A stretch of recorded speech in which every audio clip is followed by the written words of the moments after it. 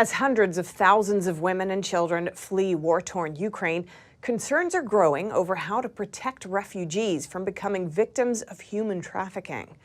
The UN reports that there are many unaccompanied children, and experts warn that the crisis is a breeding ground for exploitation. NTD's Grace Coulter has the story.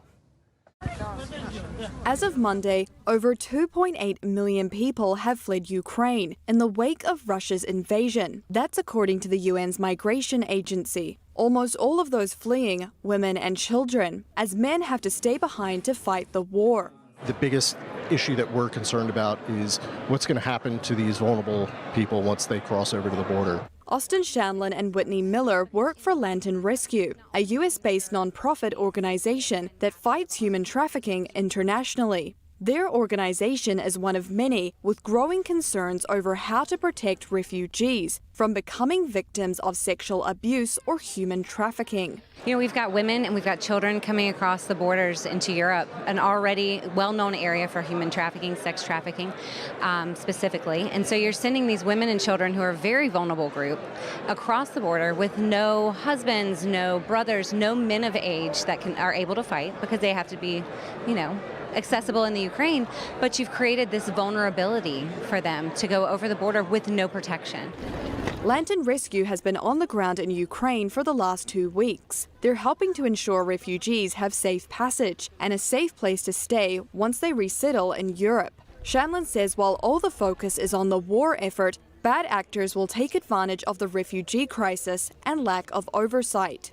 You've got NATO forces and the EU and everybody trying to figure out what to do with Russia and what to do with the war effort. And a lot of the internally displaced people and the refugees that are coming across the border, nobody's really figured out a plan for them. Right? You've got at the train station in Poland, you've got people just holding signs saying, "We'll take you into our home, we'll drive you here." So it is such a new issue that we haven't seen in this world in 70 years, something to this magnitude. Last week, a man was arrested in Poland for allegedly raping a 19-year-old girl who had fled Ukraine. Local police said the girl was lured with promises of help and shelter. And German police last week also issued an alert to Ukrainian refugees after noticing suspicious behavior in Berlin. They warned refugees against accepting offers of overnight stays or cash.